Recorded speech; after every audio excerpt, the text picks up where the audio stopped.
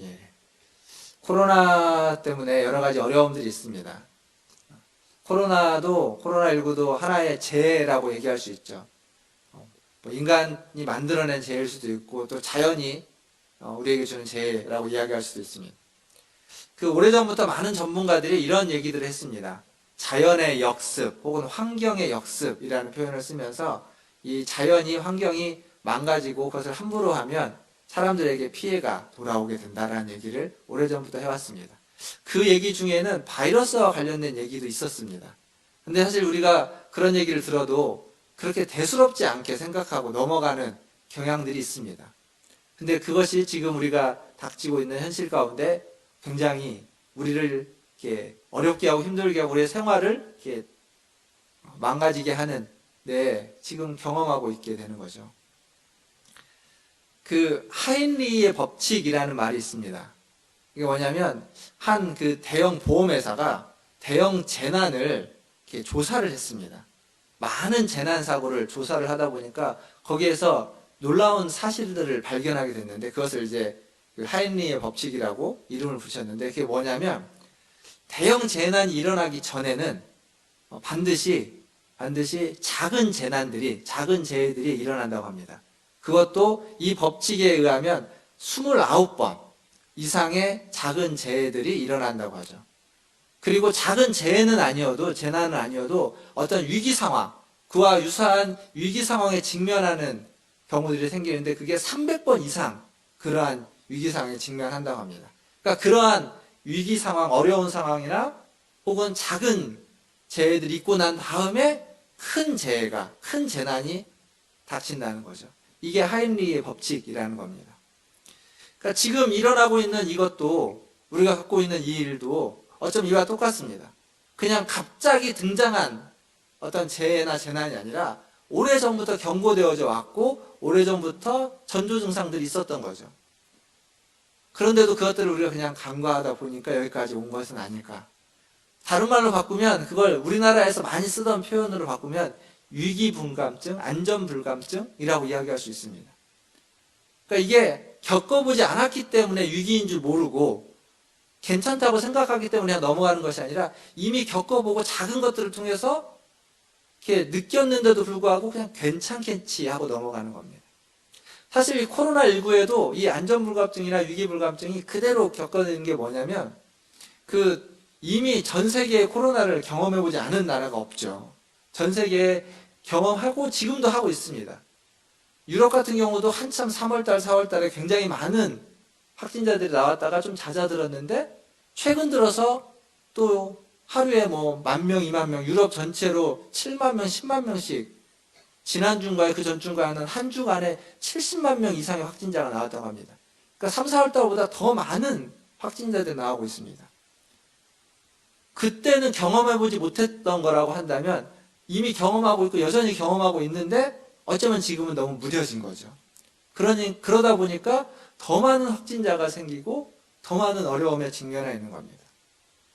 이미 겪었지만 그냥 무뎌지고 그냥 넘어가다가 그렇게 되는 거죠. 어떤 의미에서 보면 우리나라의 방역 조치는 좀 너무 심하지 않나라는 생각이 들 때도 있는데 그런데 그게 더 잘하는 것이고 지혜로운 것이 아닐까라는 생각도 해보게 됩니다.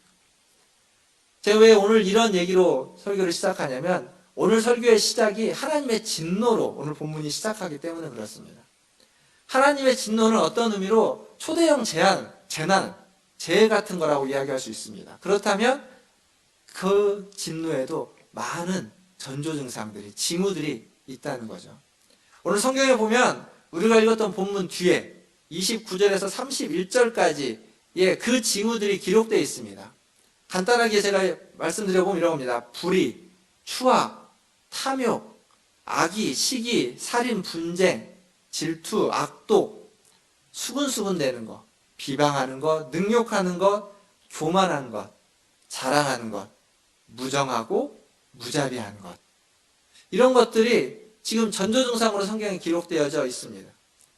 그런데요, 여러분, 잘 한번 생각해 보시면 우리가 매일매일 듣고 매일매일 보고 있는 뉴스에 접하는 이야기들 속에 이러한 얘기들이 가득 차 있지 않습니까? 분쟁, 비방, 그리고 교만, 무정하고 무자비한 것들, 악의, 탐욕, 이 얘기들이 우리가 매일매일 보고 듣는 이야기들입니다. 우리 주변에 가득 차 있는 겁니다. 사람들은요, 저를 포함해서 여러분 우리 모두가 다 하나님의 사랑과 하나님의 은혜를 좋아하지 하나님의 진노에 대해서 좋아하는 사람은 없습니다.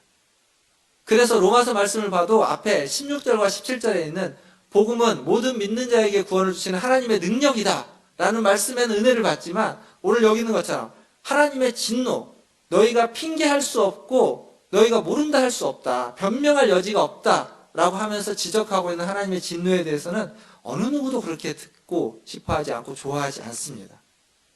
그래서 신학자들 중에는 아예 이 하나님의 진노라는 개념을 없애버리는 신학자들도 있습니다. 어떻게 없애냐면 하나님의 진노와 하나님의 사랑은 공존할 수 없다는 겁니다. 사랑이면 사랑이고 진노면 진노지 어떻게 사랑하면서 진노할 수 있냐고.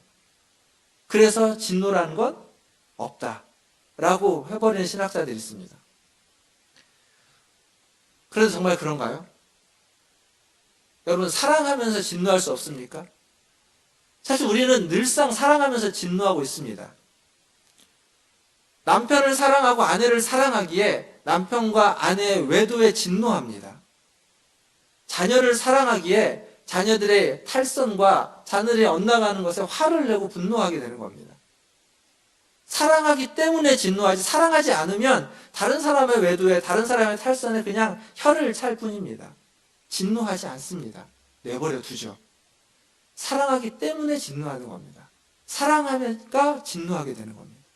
사랑하면서 얼마든지 진노할 수 있습니다. 그건 우리가 늘상 해오던 겁니다. 즉 그렇게 보면 하나님의 사랑, 사랑의 하나님이라고 하는 이 하나님 또한 마찬가지입니다. 인간들을 사랑하기에, 우리들을 사랑하기에 우리에게 해가 되고 악이 되는 것들을 하나님은 그냥 놔두지 않는 겁니다.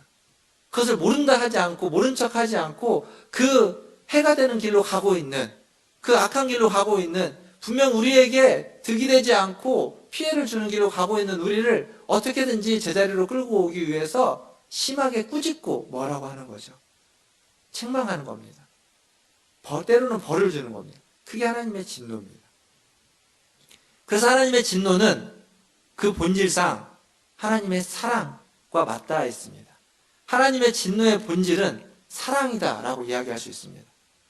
구약을 보시면 하나님의 진노를 받는, 하나님의 진노의 대상이 되는 민족들이 나옵니다. 근데 가장 하나님의 진노를 많이 받고 하나님의 분을, 하나님에게 화를 가장 많이 맞는 민족이 어딘지 아십니까?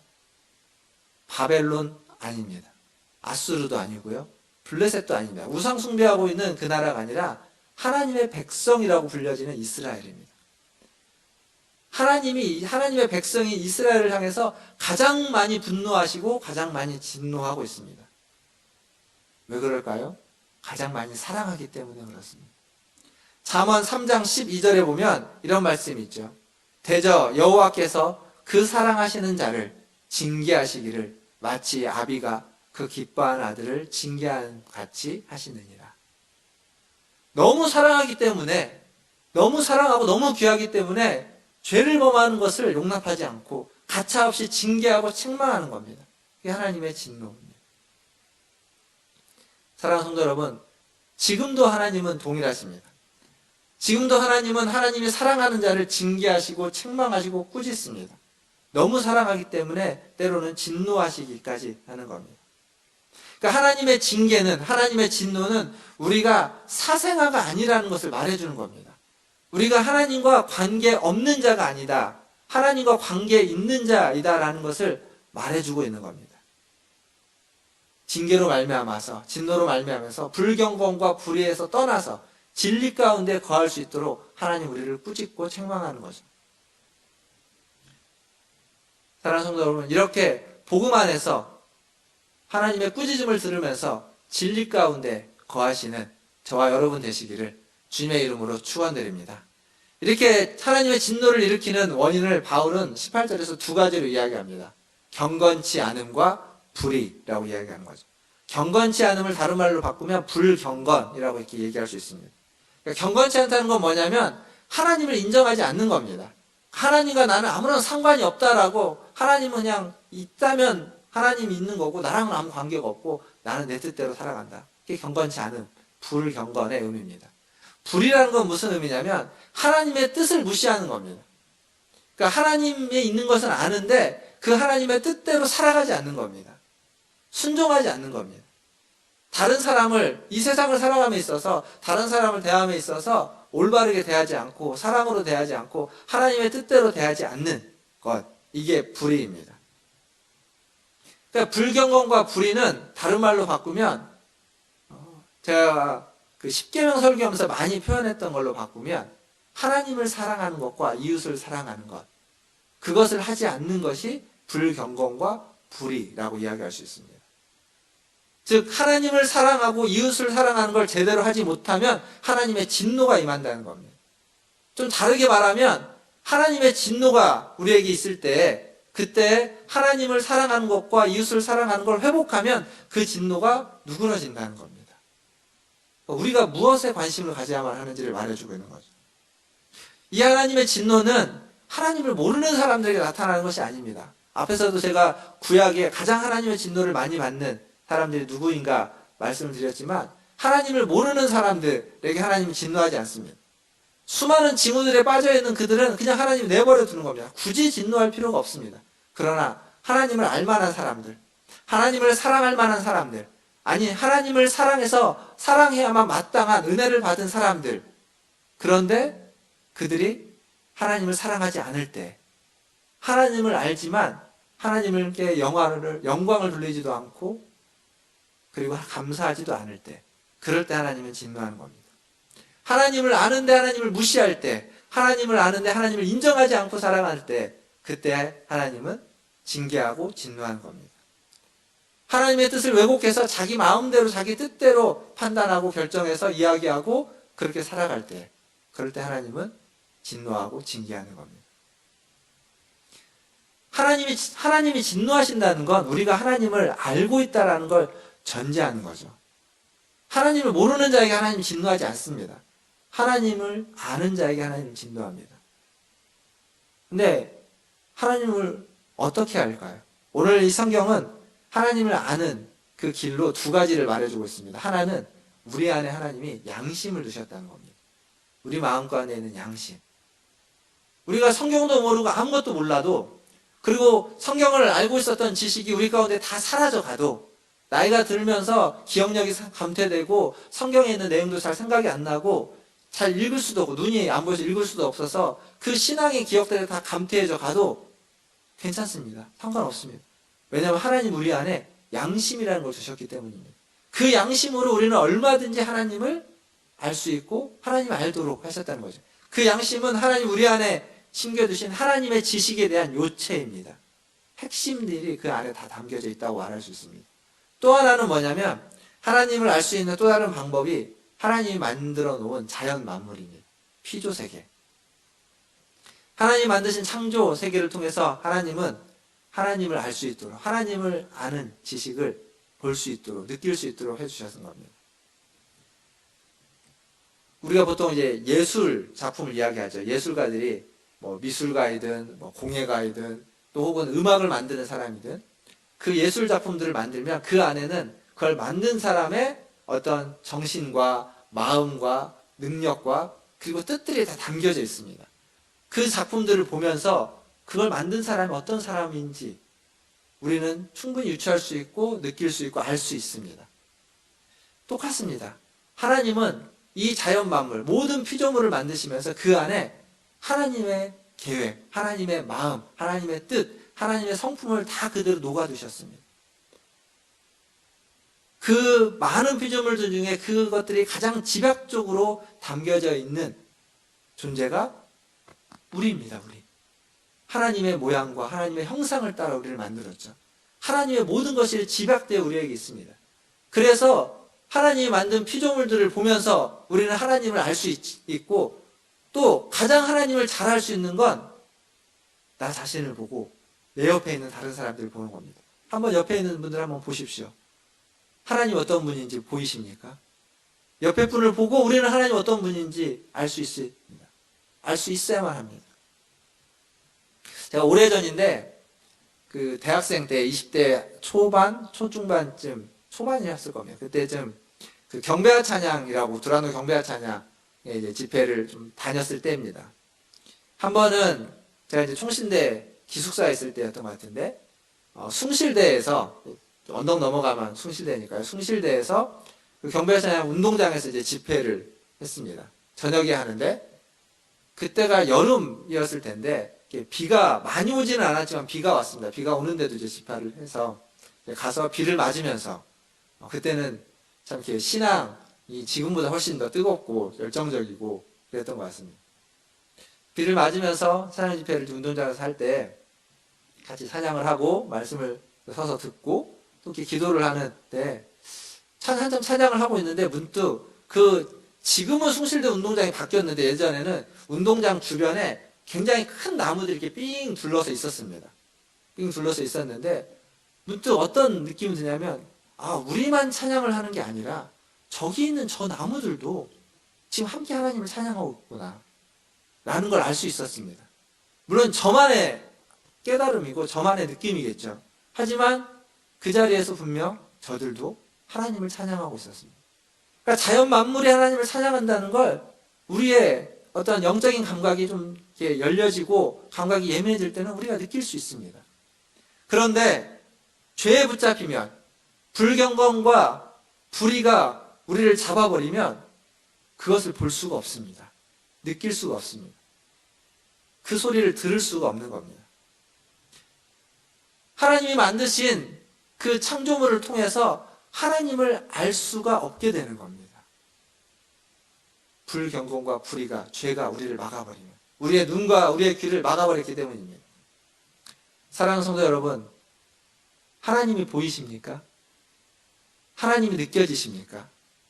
안 그렇다면 경건치 않음과 불의가 우리의 눈과 우리의 귀와 우리의 감각기관을 하나님을 알 수 있는 모든 감각기관을 지금 막고 있는 겁니다. 불경건과 불의를 걷어내십시오. 불경건과 불의를 걷어내서 하나님을 느끼시고 하나님을 보시고 하나님을 들으시고 하나님을 만지시는 저와 여러분 다 되시기를 주님의 이름으로 축원합니다. 마지막으로 한 가지 더 말씀드리고 싶은 건 인간의 마음은 항상 텅 비어 있으면 안 되는 공간입니다. 사람은 우리의 마음을 무엇으로든 채우려고 합니다. 마음이 너무 허하니까 먹을 것으로라도 육신의 위라도 채우려고 하는 게 사람입니다. 그래서 나의 자아로 우리의 마음을 채우는 사람들이 있고 또 불의한 자들은 그 불의함으로 그의 마음을 채우려고 합니다. 경건치 못한 자들은 경건치 않음, 하나님과 관계가 없기 때문에 하나님 아닌 다른 것들로 마음을 채우려고 합니다. 그 마음을 채우려고 하는 그것이 결국 우상입니다. 우상. 오늘 우리가 읽었던 본문에 나오는 우상. 21절을 보면 하나님을 알되 하나님으로 영화롭게도 하지 않고 하나님께도 감사하지 않는다고 했습니다. 근데 핑계댈 수 없는 건 하나님을 알 수 있도록 하나님 우리의 모든 사람들의 마음 가운데 양심이라는 걸 주셨다는 겁니다. 양심. 그리고 우리 주변에 널려있는 게 자연 만물이고 사람들입니다. 하나님을 알 수 있는 것들, 하나님이 어떤 분인지 알 수 있도록 우리 주변에 사람과 자연 만물을 하나님 주셨습니다.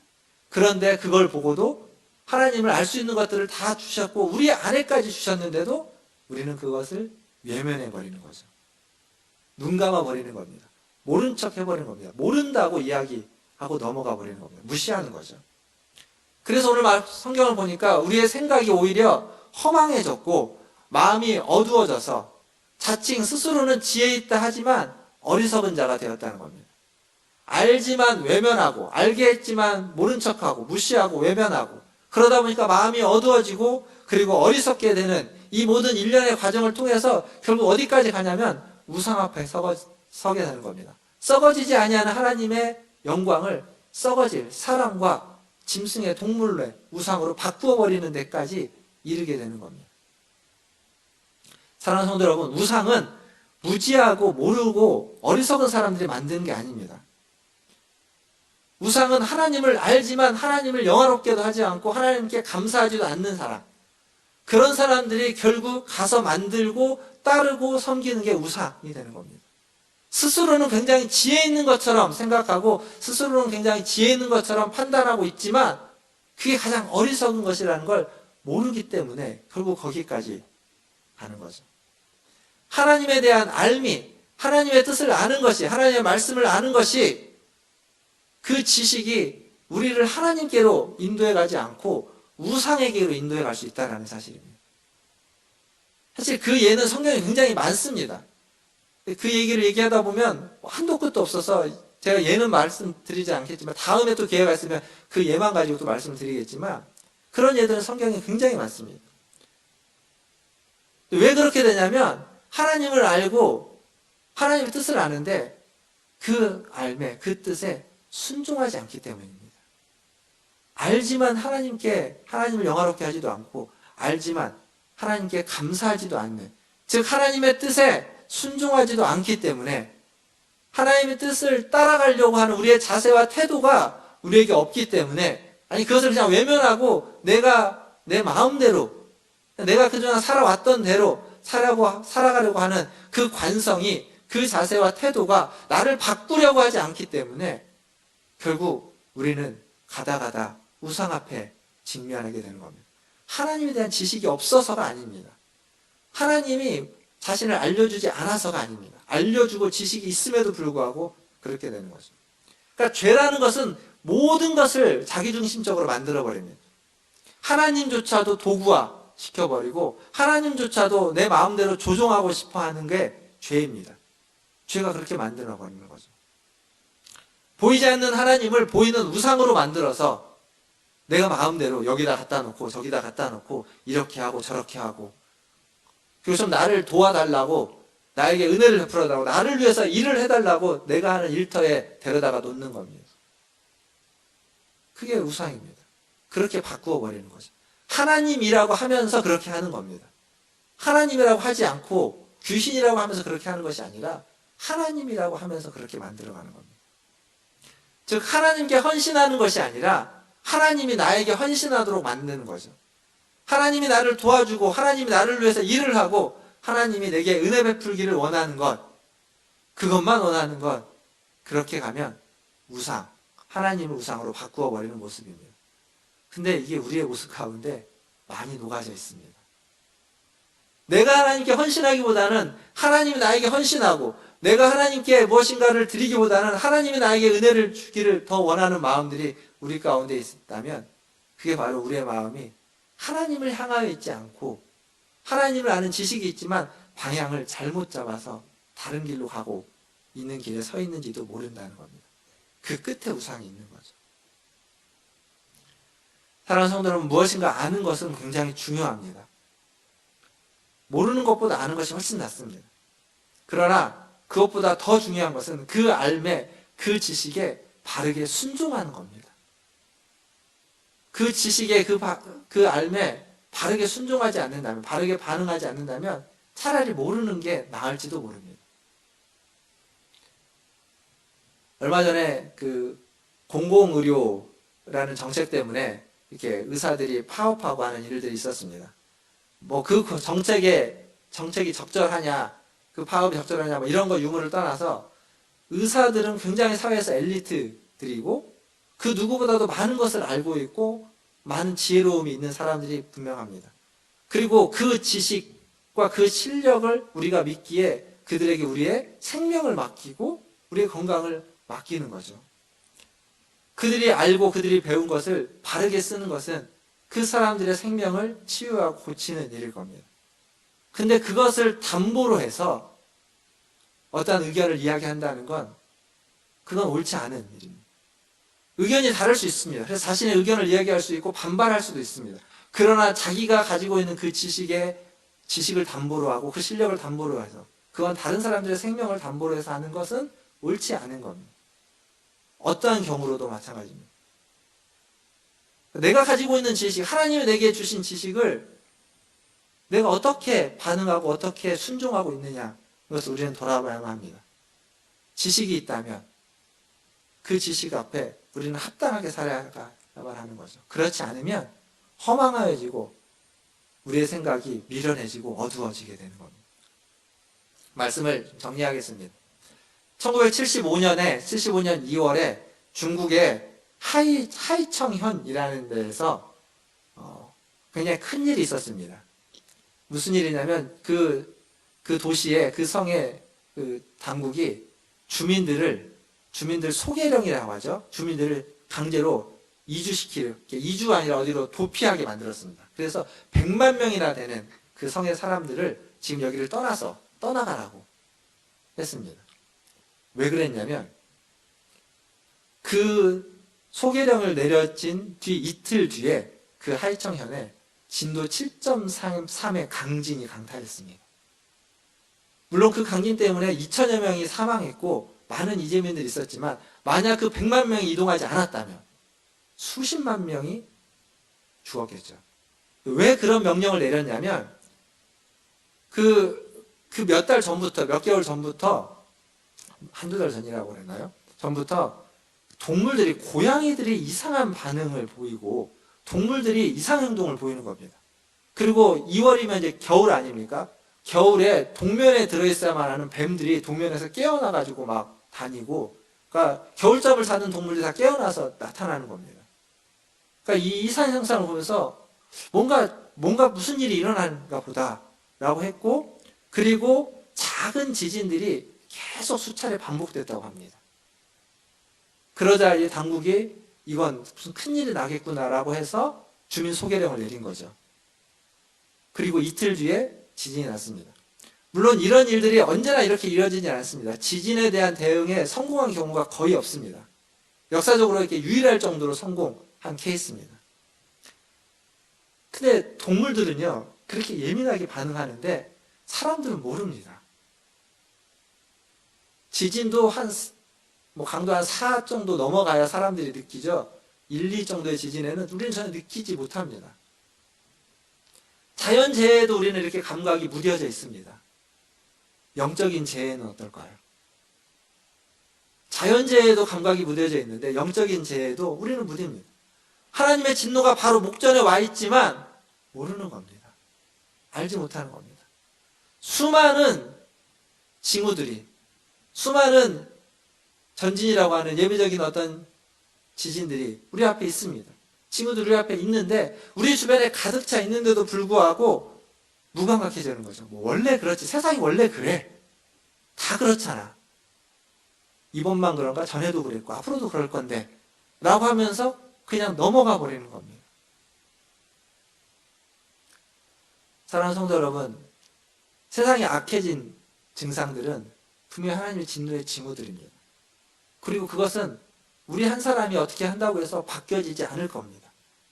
그래서 때로는 그것들 때문에 좌절하고 낙심할 수도 있습니다.